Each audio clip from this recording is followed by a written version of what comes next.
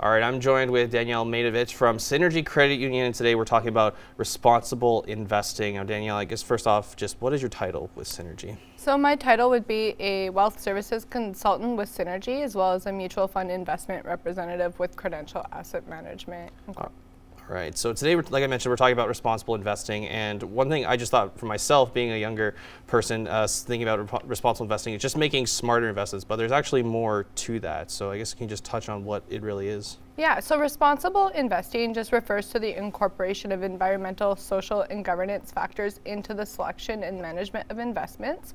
It has grown rapidly in recent years as investors have realized the opportunity to have better risk-adjusted returns while at the same time having a positive impact on issues like around the environment and socially. So environmental, social, and governance issues are one of the driving leaders of change in the world today. It's not just societal issues, but economic factors as well, where businesses can have some significant risks, as well as so can the investor. Absolutely, and I read that alternative energy is an example that fits into the environmental aspect of responsible investing. I guess what are some other environmental issues that it has as well? Yeah, so one's around climate change. So there's a broad consensus that the world needs to transition to a low carbon economy. Investors want to know what businesses are doing to manage their risks around and exposure around climate related issues. Another one would be around water scarcity. So freshwater resources are at risk from climate change, pollution, and a rapid growing global population.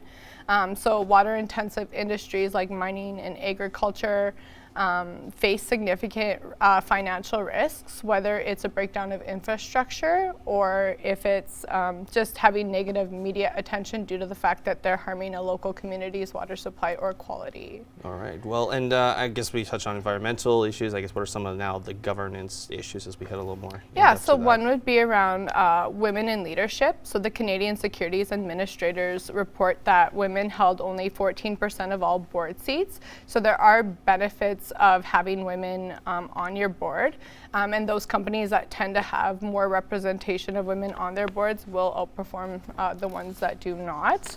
Another issue would be around executive compensation. So over the past 2 decades, compensation to executives has grown at a much faster rate than the average Canadian worker.